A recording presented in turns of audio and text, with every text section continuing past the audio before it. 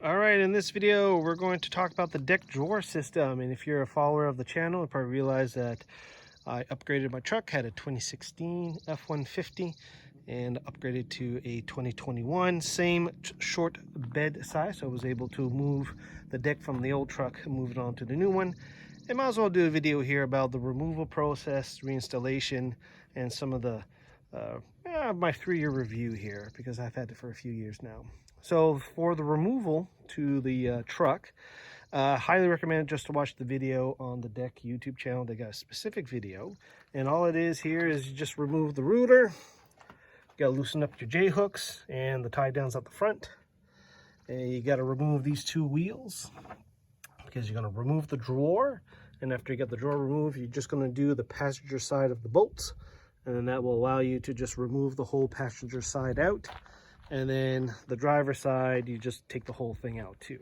Now, I unfortunately had to remove the entire thing, even separate the vert and the passenger side, and even the drawer on this one. It's because I had to ran into a problem that is specific to this Ford one. Now, they changed it since here. The problem here, it comes with the front tie down. Now, on Ford, they provided basically an angle bracket that you basically replace your tie downs, and this would go underneath and it would bolt into these 2 bolts here at the ammo cans. But you can see here that this is a problem. You have this little clip that kind of is used to screw in, and you can see one of them got rusted. One here was so rusted it seized the bolt and ended up snapping it. So I called up Deck, and they changed something else. Well, they were able to help me out first thing, and they said, hey, we have a new version of the front tie down, so you don't have to remove the OEM tie down and replace it with this. It's got something simpler, so you don't have to take out the tie downs in the front. All you have to do is they provide a small little plate. You screw that into the existing tie down, and you're basically doing the J-hook, but shorter one. So here's the resulting J-hook right here. And of course, being the front ammo cans, you got to access the porthole. And this is the one part that it was really complicated because you can't really see what you're doing. But, you know, at the end of the day, you're ending up having to attach the J-hook to a loop. And this is what the new plate is doing nowadays. So that ended up doing pretty good. Now, I reinstalled it. And of course, it's funny, when I got the truck, people were asking me, are you going to put the drawers back in? And yeah, because it ended up being, well, one, it's a sizable investment when you buy these deck systems.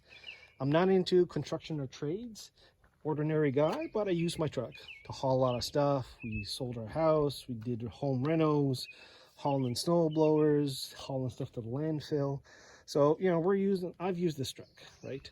And it's been working out pretty good. A couple things I do love about it. One is the whole access to the truck bed when you're loading stuff in that's flat. For example, moving boxes. If you're looking at standard 2 square foot U-Haul moving boxes, you can basically fit 9 boxes on this, as compared to having to MacGyver the arrangement of the boxes because of the wheel wells. That works great. If you've seen some of my other videos, I also do truck camping, so this is a nice platform. One, have the Kodiak canvas tent on top of the truck bed, and I got access to my drawers. You've seen a few videos on that. Of course, this will support as much weight as the truck bed, so you can put a pallet of engineered flooring on here, no problem.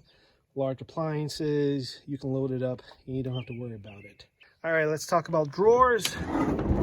Main selling feature. And it's funny, when I did the last clean out to take the old truck back to the dealership, I had almost a full bin of doodads and knickknacks, you know, let's say about 80 liters. So the fact that we have 250 liter drawers, big selling point. Just in the process of reloading it in. Have a few things here because of COVID. I can't go anywhere, but normally I was able to fit a few things, and I'll start adding some more seasonal things such as axes, poles, camping chairs, that kind of stuff. I'm just using a duffel bag here, or a gym bag, for some of my other things like a tarp, rain suit, that kind of stuff. One of the big things about the drawer here is the, not necessarily a misconception, but it's basically how long you can store stuff. So if you have tools, ropes, chains, what have you, that will be in great condition. The fact that this is not Ziploc or a Tupperware tight drawer, air will still go through it if it's foggy, humid, moist. Anything with material and nylon, after a while you'll start to see little spots of mold here. So if you have like a camping chair with the outer case or the carrying case or carrying bag, you might start to see some spots of mold if it's in there for a long time. So I had a couple chairs that I had literally for 8 months in here over the winter, and you start to see a little bit of stuff. So if you want a little bit of extra added protection, probably just put it in another bag and you should be fine. Or if you're doing seasonal stuff for the summer, right, put in some of your camping stuff in here, you can do that. But for tools and stuff, not much of a problem here. So what about the ammo cans? Ammo cans are not water resistant. Water will go in, but here I have a couple tie downs and straps, and these have been here for 3 years, and you know, no real problem with this. Water drains out. I've put in couple canisters of propane here. That's been there for a little while. So because I had a barbecue in one of the drawers for my seasonal. But other than that, you know, in terms of capacity, storage, cargo nets, the storage works great for me, and it keeps the clutter out of the main cabin and just leaves them here in the drawer. All right, loading stuff onto the deck is a little bit more interesting. Now, if you're loading something like an ATV or a snow blower, basically I just have a 6-foot aluminum ramp, one of those one pieces that kind of fold out nice and wide. Load that, you attach that to the tailgate, and you just load it up. And for a snow blower, you just lift up the wheels so that the chute can slide up here on the ruler, and you're able to load up the snow blower nice and easy.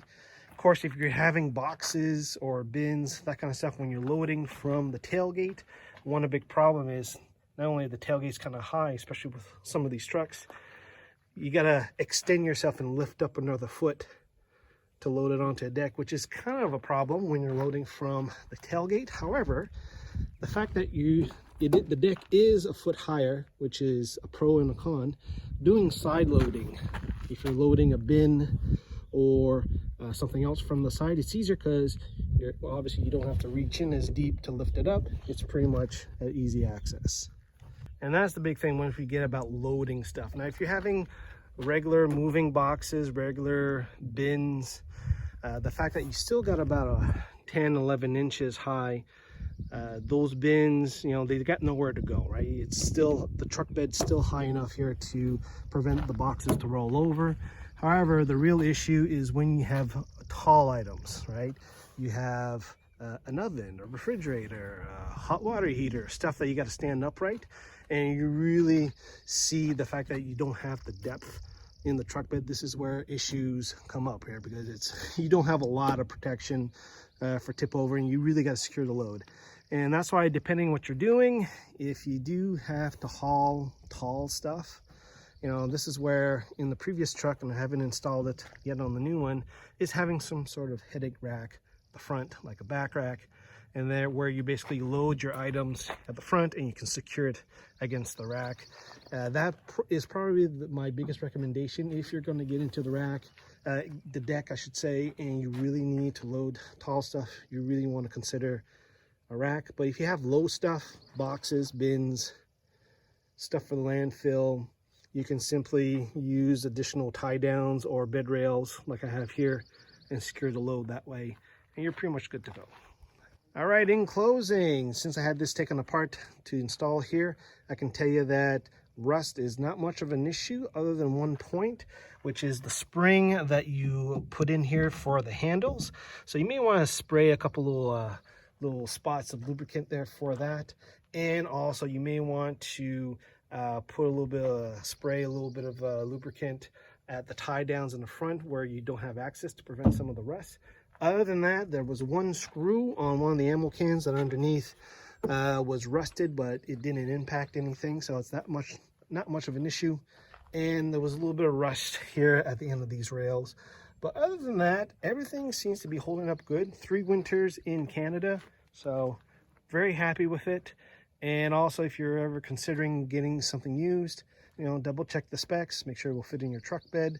Or if you're moving to a newer vehicle, again, check the specs, and most likely you'll be able to, as long as you stay within the same brand, you should be able to transport the deck over. For me, works out pretty good, but depending on what you're doing, you may not want to consider this because mainly of the height. Other than that, let me know in the comments what you think, and we'll talk to you guys next time.